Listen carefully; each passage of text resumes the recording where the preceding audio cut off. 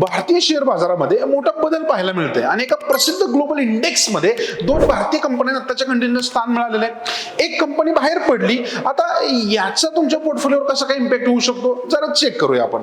मित्रांनो, MSCI हे जागतिक पातळीवर मान्यताप्राप्त स्टॉक इंडेक्स प्रोव्हायडर आहे, ज्याचे इंडेक्स पॅसिव्हली मॅनेज फंड्स आणि ETFs पाहतात. ज्याच्यामुळे नुकत्याच 2026च्या फेब्रुवारी रिव्ह्यू मध्ये काही महत्त्वाचे बदल करण्यात आले. आता या अपडेटनुसार आदित्य बिर्ला कॅपिटल आणि L&T फायनान्स या दोन भारतीय कंपन्या MSCI ग्लोबल स्टँडर्ड इंडेक्स मध्ये जोडल्या जात आहेत, जे 27 फेब्रुवारी 2026 पासून लागू होणार आहे. आणि त्याच्यामुळे या कंपन्यांना जगभरामधून पॅसिव्ह फंड्स मधून मोठ्या प्रमाणामध्ये पैसे येऊ शकतात. अंदाजे आदित्य बिर्ला कॅपिटल मध्ये सुमारे $257 दशलक्ष आणि L&T फायनान्स मध्ये $238 दशलक्ष इतकी इन्व्हेस्टर इनफ्लो याच्यामध्ये अपेक्षित आहे.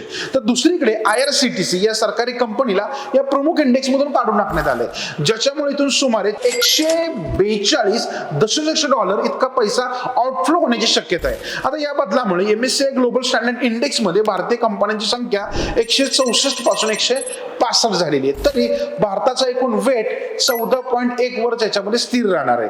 आता MSCI ची रिव्ह्यू तर काही काळाला होते आणि ती कंपन्यांच्या मार्केट कॅप, लिक्विडिटी आणि परफॉर्मन्सवर आधारित असते. तर आदित्य बिर्ला कॅपिटल आणि L&T फायनान्स साठी ही मोठी संधी आहे. तर IRCTC ला काही आव्हाने येणाऱ्या काळामध्ये येऊ शकतात, कारण पॅसिव्ह इन्व्हेस्टर्स याच्यामधून बाहेर पडू शकतात. आता अशाच इंटरेस्टिंग मार्केट अपडेट्स आणि नॉलेज जर घ्यायचं असेल तर क्विकली आपल्या चॅनलला सबस्क्राईब करा आणि जास्तीत जास्त लोकांपर्यंत शेअर करायला विसरू नका. आणि महत्त्वाची गोष्ट म्हणजे आपल्या मुंबईमध्ये आम्ही 8 मार्चला एक 1 डे सेशन घेतोय, ज्याच्यामध्ये आम्ही स्टॉक मार्केट विथ AI पण शिकवणार. तर चला, त्याच्यासाठी पण तुमचं रजिस्ट्रेशन करू शकता.